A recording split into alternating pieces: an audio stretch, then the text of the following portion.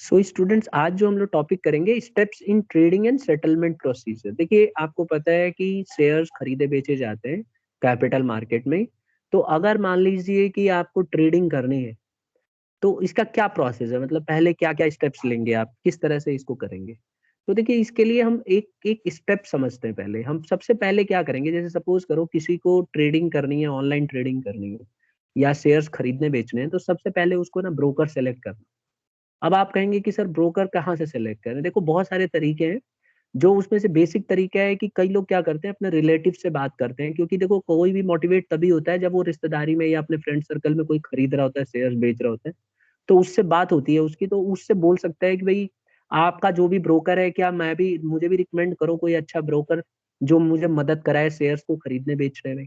तो वो उसका फोन नंबर दे सकता है, उसकी उसका उससे आपकी बात करवा सकता है। एक तरीका तो ये है।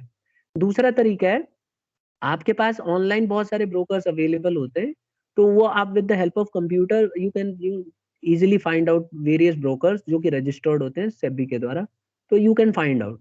तो सबसे पहले you will have to select a broker, number one. Number two, once you select your broker then you will have to open a demat account. ठीक है, डीमैटेरियलाइजेशन बोलते हैं इसको। इसमें क्या होता है कि विद द डिपोजिटरी पार्टिसिपेंट। तो इसमें आपको क्या करना होता है कि आपको डीमैट अकाउंट ओपन करना पड़ता है। जनरली आप देखेंगे इसके लिए डिपॉजिटरी पार्टिसिपेंट्स होते हैं जो अकाउंट आपका ओपन करके देंगे, जो आपके पूरा का पूरा इंफॉर्मेशन अपने पास रखते हैं डिटेल्ड में।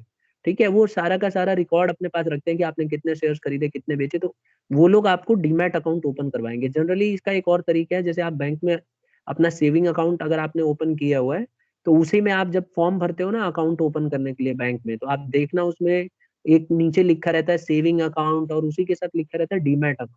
तो अगर आप डीमैट अकाउंट होल्डर बनना चाहते हो तो आपको उस पर टिक लगा के फॉर्म भर देना है। आपका bank account demat account open कर देगा। ठीक है, तो बैंक से ही डीमैट अकाउंट ओपन होता है और उसमें जो एक सर्टेन लिमिट होती है कि इतना अमाउंट आप डीमैट में रखना चाहते हो, तो उतना अमाउंट का आप ट्रांजैक्शन कर सकते हो। तो जो आपके खाते में पैसा होगा उसमें से आप ऑनलाइन खरीद बेच सकते हो। तो दो दो स्टेप पूरे हो गए हमारे।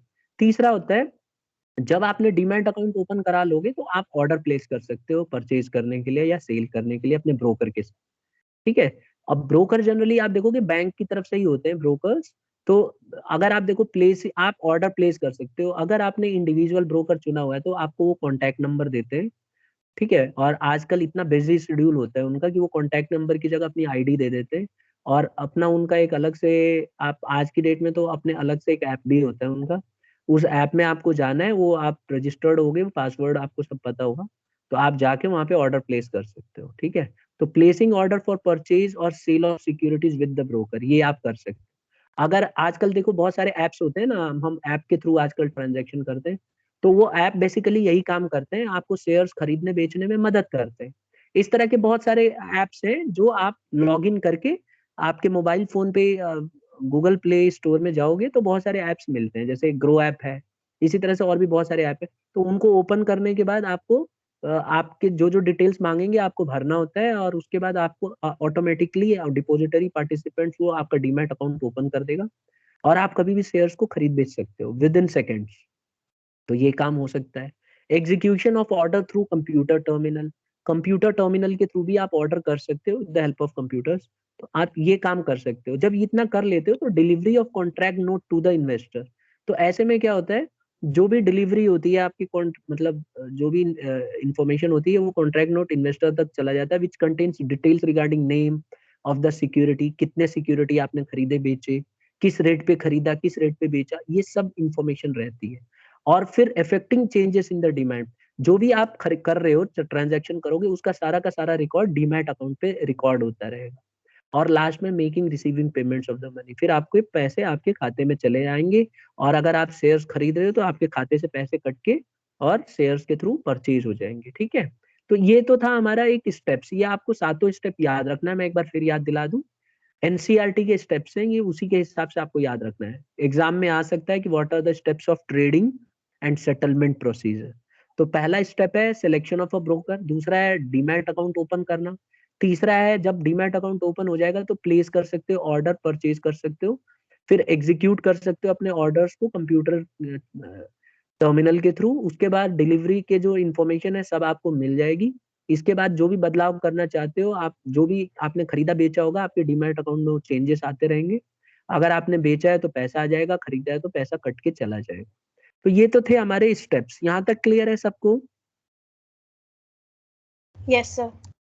अब हमारे देखो एडवांटेज क्या है, ऑनलाइन ट्रेडिंग जब हम करते हैं तो हमारे को क्या फायदा होता है। देखो इसके पहले ना ऑनलाइन ट्रेडिंग, पहले आप देखो फिजिकल फॉर्म में ट्रांजैक्शंस होती थी आज से कई साल पहले। लेकिन आजकल जब कंप्यूटर इतना आ गया है, ऑनलाइन ट्रांजैक्शन हम इतने करने लगे, तो अब हम क्या करते हैं, शेयर्स को ऑनलाइन खरीदते बेचते हैं। ठीक है, इसके लिए मैंने जैसे कि आपको बताया ऐप्स हैं दुनिया भर के, आप कोई भी ऐप में लॉग इन करके आप उसको फैसिलिटी को यूज कर सकते हो। तो एडवांटेज क्या है ऑनलाइन ट्रेडिंग का, एक तो पहला एडवांटेज है ट्रांसपेरेंसी। आपको ना ट्रांसपेरेंसी रहती है, ये हमेशा पार्टिसिपेंट्स को मदद करता है देखने में कि शेयर्स के रेट क्या चल रहे हैं। जैसे मैं एग्जांपल के तौर पे बताऊं, अब जैसे इसमें तो आप देखो कंप्यूटर फोन में पढ़ा रहा होता तो मैं आपको दिखा देता, ग्रो ऐप मेरे पास है और उसमें थोड़ा बहुत मैंने इन्वेस्ट भी किया, लेकिन मैं इसमें दिखा सकता हूँ आपको कि जैसे आप देखो ये ग्रो ऐप है ये। ठीक है, एक मिनट दिखा रहा हूँ, ये है देखो। ये क्या करती है बेसिकली, इस तरह के ही ट्रांजैक्शन में आप डील कर सकते हो। तो इस तरह से इसका एक लुक आता है, देखो ये दिखा रहा है ना लॉग इन करो। ठीक है, अब मैं इसको अपने आईडी से नहीं करूंगा, ये थोड़ा सा सेंसिटिव इन्फॉर्मेशन होती है। तो मैं आपको ऐसे ही दिखा रहा हूँ, अगर मैं इसको लॉग इन कर लूंगा ना तो फिर मेरे अकाउंट्स का वो एक्सेस ले लेगा ही। मैं आपको दिखा रहा हूँ सिर्फ समझाने के लिए कि आप देखो जैसे आपकी मनी है ना ये जैसे, तो इसमें ये दिखा देगा कि आप इतना पैसा है, देखो दिखा रहा हूँ। अब जैसे इस तरह से दिखाएगा ये, ठीक है। देखो ये बोल रहा है ना create an account for free, यहाँ जाके आप अपना अकाउंट क्रिएट कर सकते हो। तो आपको जो जो डिटेल्स मांगेगा, जब आप डिटेल्स दे दोगे तो ऑटोमेटिकली आप इसके साथ जुड़ जाओगे और इसमें आप म्यूचुअल फंड्स भी खरीद सकते हो।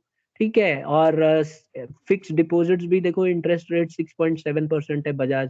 तो ये सब आपके पास ऑप्शंस अवेलेबल होंगे। ठीक है, आप स्टॉक्स भी खरीद सकते हो। तो इससे आपको मदद मिलती है सारे ट्रांजैक्शंस को देखने की। आप कोई भी इसमें व्यू कर सकते हो, देख सकते हो कि कौन कौन से आईपीओज हैं, ये सब भी देख सकते हो। ठीक है, तो ये अभी तो एक्सेस उस तरह से नहीं देगा, जब तक आप इसकी अपनी आईडी नहीं वो करोगे वो एक्सेस नहीं देगा। लेकिन कहने का मेरा मतलब ये है कि ऑनलाइन ट्रांजैक्शंस में ना आप आसानी से सारे शेयर्स के रेट देख सकते हो कि प्रेजेंटली रेट चल क्या रहा है।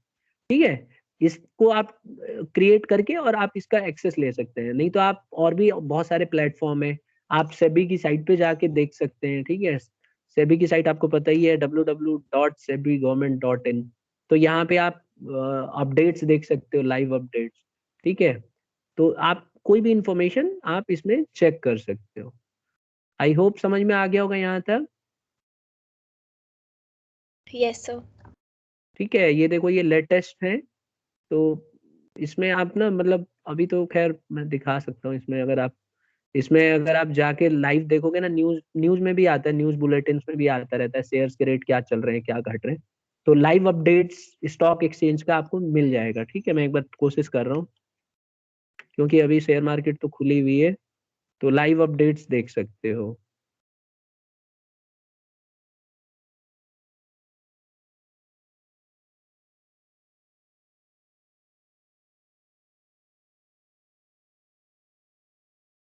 ये देखिए, ये लाइव अपडेट आ रहा है। ठीक है ना, तो इस तरह से आप देख सकते हो किसी भी शेयर्स का रेट। अब जैसे आप देख रहे हो ना यहाँ पे, तो ये निफ्टी का दिखा रहा है, सेंसेक्स आपको पता है बॉम्बे स्टॉक एक्सचेंज होता है, तो इन सब के दिखा रहा है। अब जैसे इस देखो ये लॉस में चल रही है, एचडीएफसी बैंक का भी लॉस में चल रहा है। तो इस तरह से आप देख सकते हो सबके अपडेट्स आप कभी भी ऑनलाइन। तो ये बहुत ही ज्यादा एक तरह से आप देखोगे तो ट्रांसपेरेंसी है यहाँ पे। आपको पूरी इंडिया में कोई भी देखना चाहेगा तो यहाँ जाके देख सकता है। अब जैसे अगर हमें देखना है कि सबसे ज्यादा गेनर कौन है, इस समय सबसे ज्यादा फायदे में चल रहा है हीरो कॉप्स। हीरो कॉप्स को सबसे ज्यादा इस समय अगर आप शेयर्स खरीदे हुए हैं हीरो कॉप्स का, तो ये देखो ये चल रहा है। ठीक है, अभी मैं थोड़ी देर बाद दिखाऊंगा तो इसके रेट बढ़ते घटते रहेंगे, आप देखेंगे इसके रेट। अभी इसका रेट चल रहा है ये, तो इस समय हाईएस्ट है। और इस तरह से देखो इसका ग्राफ आ जाएगा, आप ग्राफ की मदद से समझ सकते हो।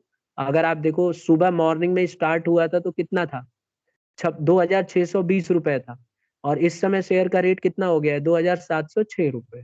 तो ये एकदम अब देखो अभी हम पढ़ते पढ़ते 2706 की जगह कितना हो गया है, 10। और इस तरह से बढ़ता जाएगा घटता जाएगा, तो रेट इसके बढ़ते घटते रहते हैं।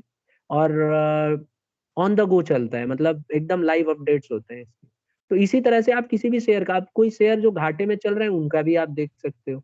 तो आप आसानी से इन सारे ट्रांजैक्शंस को एक्सेस कर सकते हो। Am I clear to all? Yes, sir. Yes, sir.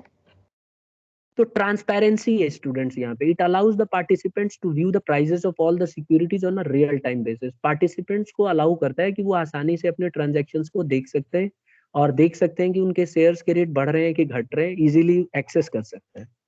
Number 2, efficient information. आपने देखा था ना वो चार्ट में दिखा रहा था, तो चार्ट से आपको पता चलेगा कि ग्रोथ कैसे, मतलब स्क्रीन पे आप देख सकते हो कि क्या डेवलपमेंट चल रहा है, प्राइजेस कैसे बढ़ रहे हैं, जिग-जैग में हो रहा है कि एकदम फ्लो हो रहा है ऊपर की तरफ। तो आप उससे आपको बहुत जल्दी से इंफॉर्मेशन पता चलेगी और जल्दी से समझ पाओगे कि कंडीशन क्या है। तो आपको शेयर खरीदना है कि बेचना है, वो आप डिसीजन आसानी से ले सकते हो। फिर एक और आता है एफिशिएंट ऑपरेशंस।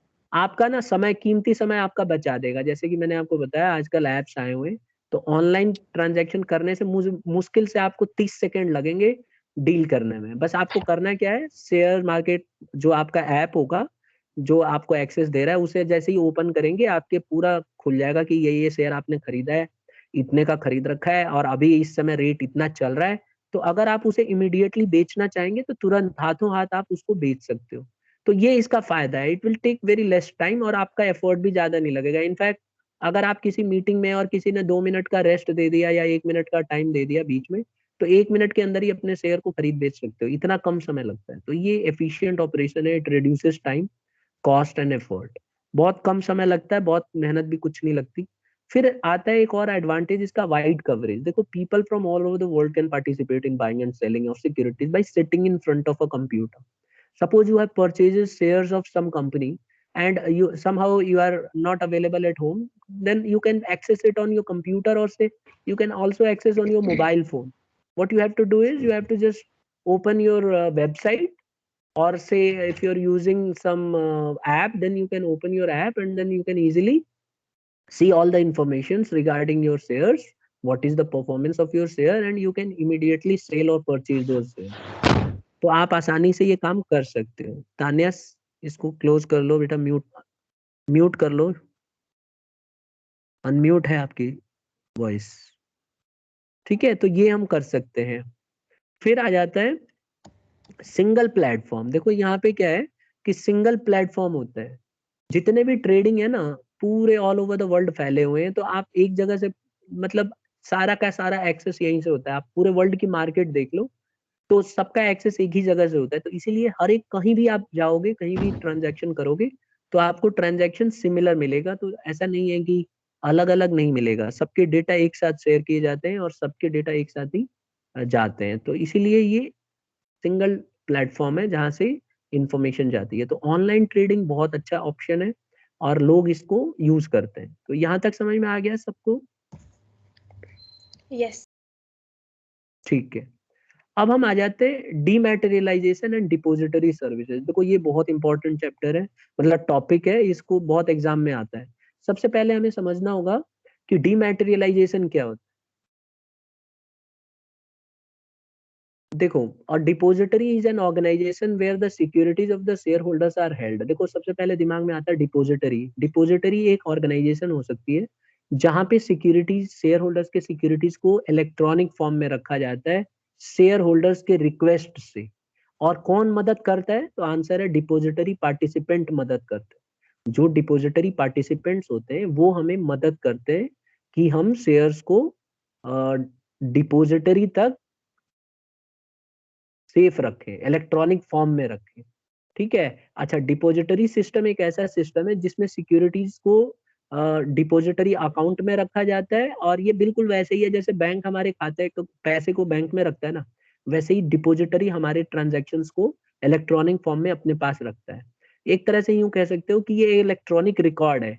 तो अगर आपसे कोई बोले कि आपके शेयर, जो जैसे मान लो मेरे पास 5 शेयर है, अगर मैं पांचों शेयर्स को आज खरीद लूं या बेच लूं, तो इसकी इंफॉर्मेशन किसी के पास तो होनी चाहिए। तो इसकी इंफॉर्मेशन डिपॉजिटरी के पास होगी। अब आप कहोगे सर ये इंफॉर्मेशन भेजेगा कौन?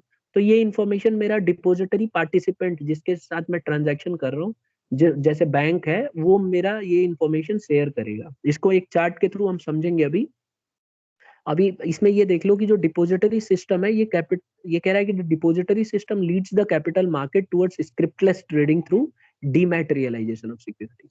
तो डिपॉजिटरी सिस्टम एक अच्छा तरीका है आज की डेट में जो बिना कागज वगज की जरूरत नहीं पड़ती। और डीमैटेरियलाइजेशन इसलिए इंपॉर्टेंट है, डीमैट जैसे मैंने बोला ना, डीमैट अकाउंट खुला, तो डीमैटेरियलाइजेशन एक ऐसा प्रोसेस है जिसमें हमारे जो शेयर्स जो कागज के फॉर्म में होने चाहिए थे उसको इलेक्ट्रॉनिक फॉर्म में कन्वर्ट करके और डिपॉजिटरी के पास वो जमा हो जाता है। ठीक है, इसको देखो ऐसे समझते हैं। ये एक चार्ट मैंने आपके लिए बनाया है, ये चार्ट बहुत इजी है। देखो 1 2 3 4 लिखा है ना, इसी के हिसाब से हम समझेंगे। सबसे पहले मान लो मैं अपना एग्जांपल दे रहा हूँ या हम लोग अपना एग्जांपल कर रहे हैं, तो हम लोग इन्वेस्टर हैं, हम लोग सेवर हैं, हमारे पास पैसे बचे हुए। मान लो मेरे पास 5 लाख रुपए हैं और मुझे कहीं लगाना है ये पैसा। तो एक ऑप्शन ये हो सकता था कि मैं बैंक में सेविंग अकाउंट में लगा दूं या एफडी में लगा दूं। मान लो कि मैं थोड़ा सा सोच रहा हूँ, नहीं मैं थोड़ा ज्यादा कमाना चाहता हूँ, मैं नहीं चाहता कि कम पैसा मिले मुझे, तो मैं इसको ना शेयर मार्केट में इन्वेस्ट करना चाहता हूँ। तो मैं क्या करूंगा, मैं इन्वेस्टर हूँ, सबसे पहले मैं डिपॉजिटरी पार्टिसिपेंट से डील करूंगा। तो मैं अपने पैसे को डिपॉजिटरी पार्टिसिपेंट के थ्रू शेयर्स को खरीदूंगा। इससे क्या होगा, मेरा डिपॉजिटरी पार्टिसिपेंट डिपॉजिटरी को इन्फॉर्म करेगा। ठीक है, एक एक करके देखो, यहाँ पे एक एक करके हम समझते हैं। एक मिनट, ये चार्ट से बताता हूँ। देखो यहाँ पे नंबर 1 देखो, इन्वेस्टर है, तो investor surrender certificate to depository participant for dematerialisation. मान लो मैं इन्वेस्टर हूँ, तो मैं अपना डिपॉजिटरी जो सर्टिफिकेट है मेरा, मैं अपने डिपॉजिटरी पार्टिसिपेंट को दूंगा। फिर मेरा डिपॉजिटरी पार्टिसिपेंट सेकेंड नंबर पे क्या करेगा, इन्फॉर्म करेगा डिपॉजिटरी को थ्रू इलेक्ट्रॉनिक मीडिया। मेरा जो डिपॉजिटरी पार्टिसिपेंट है बेसिकली ये मेरा ऐप होगा, या बैंक का जो अलग से एक होता है डिपॉजिटरी पार्टिसिपेंट जो इस मदद करता है शेयर्स को, ट्रांजैक्शंस को आगे भेजता है। तो ये सारी की सारी डिटेल्स डिपॉजिटरी को भेज देगा। देखो यहाँ लिखा हुआ है सेकंड में कि depository participants inform the depository through electronic media. फिर क्या होता है स्टूडेंट्स कि आप देखोगे थर्ड नंबर पे depository participant sends original certificate to the registrar for verification and cancellation. ये क्या करता है कि जो मेरा डिपॉजिटरी पार्टिसिपेंट है ये रजिस्ट्रेशन के लिए रजिस्ट्रार के पास भेजेगा। एक तो ये डिपॉजिटरी के पास भेजेगा इंफॉर्मेशन, और तीसरे नंबर पे मेरे रजिस्ट्रार जो होगा उसके पास भी भेजेगा। ठीक है, अब इसके बाद क्या होगा, चौथा स्टेप अगर आप देखो, डिपॉजिटरी भी क्या करेगा, सेंड करेगा फॉर्मल रिक्वेस्ट। देखो फॉर्मल रिक्वेस्ट भेजेगा डीमैटेरियलाइजेशन होने के लिए। तो दो काम हुए, मैंने अपने शेयर्स की इंफॉर्मेशन डिपॉजिटरी पार्टिसिपेंट्स को दिया, डिपॉजिटरी पार्टिसिपेंट्स ने डिपॉजिटरी को यही इंफॉर्मेशन इलेक्ट्रॉनिक फॉर्म में भेज दिया, और वही इंफॉर्मेशन उसने रजिस्ट्रार के पास भेज दिया। अब क्या होगा, डिपॉजिटरी पार्टिसिपेंट क्या करेगा, एक फॉर्मल रिक्वेस्ट भेजेगा डीमैटेरियलाइजेशन करने के लिए। डीमैटेरियलाइजेशन क्या होता है कि इसे इलेक्ट्रॉनिक फॉर्म में मेरे रिकॉर्ड को मेंटेन करने के लिए बोलेगा। फिर मेरा डिपॉजिटरी क्या करेगा कि रजिस्ट्रार जो मेरा रजिस्ट्रार है वो इन्फॉर्म करेगा मेरे डिपॉजिटरी को of cancellation of the certificate and electronic credit given to the customer. तो मेरा जो डिपॉजिटरी है, ये सॉरी डिपॉजिटरी कह रहा हूँ, रजिस्ट्रार, रजिस्ट्रार के पास जब ये इंफॉर्मेशन आएगी तो ये इंफॉर्मेशन को बोलेगा कि ठीक है, जो तुमने उसके शेयर्स जो थे ना उसको कैंसिल करके और इलेक्ट्रॉनिक फॉर्म में उसको रजिस्टर कर लो। तो यहाँ देखो लिखा हुआ है कि रजिस्ट्रार इन्फॉर्म करेगा डिपॉजिटरी को कैंसिल करने के लिए सर्टिफिकेट, और बोलेगा कि इसे इलेक्ट्रॉनिक फॉर्म में क्रेडिट कर दो कस्टमर के नाम पे। फिर क्या होगा, जो depository updates it's account and inform the DP. फिर क्या होगा, ये जो डिपॉजिटरी है, फिर छठा स्टेप ये क्या करेगा कि ये इंफॉर्मेशन डिपॉजिटरी पार्टिसिपेंट को भेज देगा, कि बोलेगा कि ठीक है, मैंने उनका जो फिजिकल फॉर्म का जो शेयर्स था उसको इलेक्ट्रॉनिक फॉर्म में रजिस्ट्रार के थ्रू करवा दिया है, और उनके फिजिकल फॉर्म को कैंसिल करके मैंने और इसको इलेक्ट्रॉनिक फॉर्म में कन्वर्ट कर दिया है। इस बात को आप आगे इन्वेस्टर तक पहुंचा। तो डिपॉजिटरी पार्टिसिपेंट तक जैसे ये बात पहुंचेगी तो ये अपने कस्टमर को वो इंफॉर्मेशन दे देगा और बोलेगा कि भाई आपका अकाउंट इलेक्ट्रॉनिक फॉर्म में हो चुका है। ठीक है, तो इस तरह से इन्वेस्टर को भी पता चल जाएगा कि ऐसे ऐसे इसके साथ ट्रांजैक्शन हो चुका है। Is it clear? Sir fifth point समझा दो दोबारा। देखो क्या होगा ना कि मैं इन्वेस्टर हूं, मैंने अपने शेयर्स के बारे में डिपॉजिटरी पार्टिसिपेंट्स के साथ शेयर किया, डिपॉजिटरी पार्टिसिपेंट ने डिपॉजिटरी के साथ शेयर किया। डिपॉजिटरी बेसिकली एक ऐसा इंस्टीट्यूशन है जो सारा रिकॉर्ड रखता है, और साथ के साथ मैंने क्या, डिपॉजिटरी पार्टिसिपेंट क्या करेगा, रजिस्ट्रार के पास भी ये इंफॉर्मेशन भेज देगा कि ऐसे ऐसे हुआ है ट्रांजैक्शन। और डिपोजिटरी क्या करेगा अगला स्टेप कि एक फॉर्मल तरीके से उस रजिस्ट्रार के पास इंफॉर्मेशन भेजेगा कि ये शेयर्स खरीदे गए हैं और इसको आप ना इलेक्ट्रॉनिक फॉर्म में कन्वर्ट कर दो।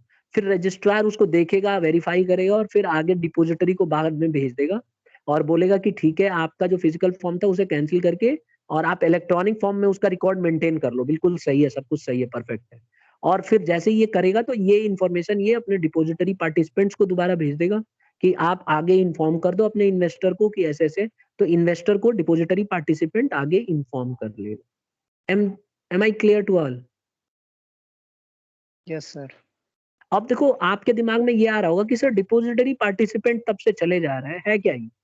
तो देखो डिपोजिटरी पार्टिसिपेंट नाम से खतरनाक लग रहा है, अगर मैं इसको ऐसे दिखाऊं ना आपको, देखो how many depository participants are there in India, ऐसे करते हैं, हाउ मेनी डिपोजिटरी, आप बहुत गिनती के पता है, participants are there in India. तो अगर मैं इसी को सर्च करूं तो यहाँ पे देखो ये आ गया, समझ गए?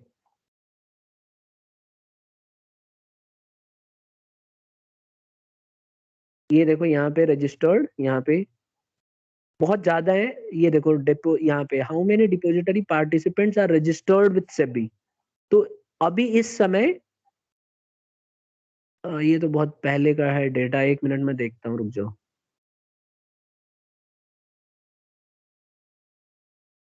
एक तो एनएसडीएल होता है और एक सेबी होती है, यहाँ पे देखने दो। ये देखिए, मैं एक बार दिखा सर एक देता हूँ आप। CDSL, क्या? CDSL central depository service limited. हाँ 1 मिनट में नाम ही दिखाने की सोच रहा था ना आपको। इनके अंडर में बहुत सारे लोग रहते हैं ना, ये अब अपने एक्चुअली में ना हमारे इसमें नहीं है, देखो यहाँ पे, ये देखो 2 डिपोजिटरी ऑपरेशनल इन इंडिया है, लेकिन इनके अंदर भी तो होते हैं ना कई।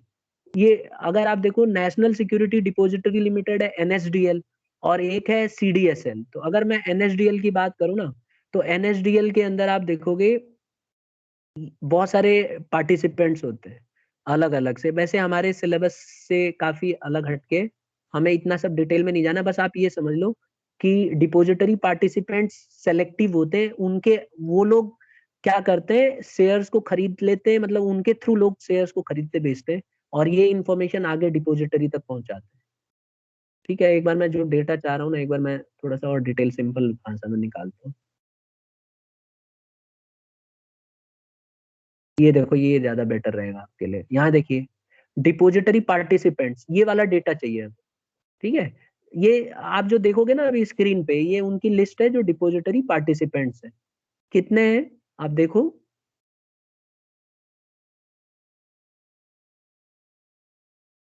ये रहे। नाम सुना है किसी का? सर शेर खान। शेर खान है, ठीक है, और जीरोधा है, इंडिया इन्फोलाइन है, एंजल ब्रोकिंग का नाम जरूर सुना होगा आपने, है ना, बहुत पॉपुलर है। फिर इसी तरह से रिलायंस सिक्योरिटीज है, आईसीआईसी सिक्योरिटीज है, मोतीलाल, ये भी बहुत पॉपुलर है, मोतीलाल ओसवाल, आनंद राठी और अपस्टॉक, इसका तो ऐप भी है। ठीक है, तो ये जो है हमारे डिपोजिटरी पार्टिसिपेंट्स। तो कह रहे हैं कि many people think that only stock brokers can be depository participants, whereas it is not true. Anyone who fulfills the SEBI guidelines can be a depository participant. तो ये भी डिपोजिटरी पार्टिसिपेंट्स हो सकते हैं अगर सेबी के साथ ये अपना एग्रीमेंट कर ले, ठीक है? तो stock brokers, public financial institutions भी होते हैं, कस्टोडियंस, बैंक भी होते हैं, तो ये कोई भी डिपोजिटरी पार्टिसिपेंट बन सकता है। अब अगर आप बड़े बड़े अगर पद देखो ना, तो ये जो डिपोजिटरी पार्टिसिपेंट्स है, ये सिर्फ इन्हीं दोनों के अंडर में लिस्टिंग में आते हैं सारे के सारे। तो जब आप ऐप खोलते हो तो ऑटोमेटिकली आपका डिपोजिटरी पार्टिसिपेंट ट्रांजैक्शन करता है, आपको इतना भागदौड़ करने की पता ही नहीं चलता है, कि इतना कंफ्यूजन होता ही नहीं है। हमें तो बस ऐप ओपन करना है, उसमें हमें ऑलरेडी अवेलेबल हो जाएंगे इनमें से किसी एक का। एंजल ब्रोकिंग का अगर आप देखो, जैसे एंजल ब्रोकिंग भी बहुत सारे शेयर्स को खरीदवाता बिकवाता है, तो अगर आप डील करोगे तो कई बार क्या होता है, एंजल ब्रोकिंग ही सब कुछ करवा रहा होता है और कस्टमर को नहीं पता होता है। कस्टमर को बेसिकली उसमें कुछ ज्यादा करना नहीं होता है, कस्टमर के लिए तो ऑटोमेटिकली ये सारे ट्रांजेक्शन ये लोग खुद करवाते हैं। ठीक है, तो ये थे हमारे एक एक करके हमने पूरा पढ़ लिया। वो चार्ट का आप इस्तेमाल करोगे तो ज्यादा अच्छे से समझ में आ जाएगा। ठीक है, चार्ट ज्यादा जरूरी है, इसको इसी तरह से लिख देना, आप एग्जाम में आता है तो।